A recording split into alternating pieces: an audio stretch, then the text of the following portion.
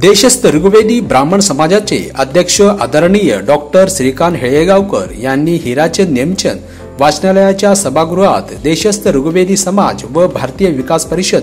Engineering association, मध्य railway कर्मचारी संघ व सेंट्रल रेल्वे मजदूर संघ तसेच नाट्य परिषद यांच्या वतीने ज्येष्ठ पत्रकार व क्रीडा संघटक, सामाजिक कार्यकर्ते रवींद्र नाशिककर यांच्या वाढदिवसाचे औचित्य साधून शाल पुष्पगुच्छ देऊन सत्कार करण्यात आला। या प्रसंगी डॉक्टर श्रीकांत हेळेगावकर यांनी रवींद्र नाशिककर हे समाजात तळमळीने अन्याय विरोधात चांगले कार्य करत आहेत, तसेच डॉक्टर नरेंद्र काटीकर यांनी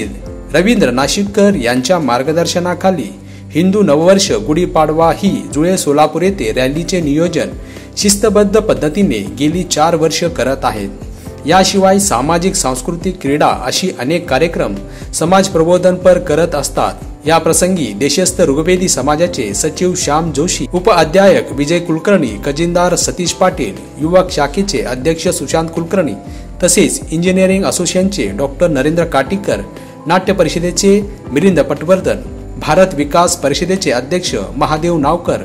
महिला सदस्य प्राचार्य शुभदा देशपांडे,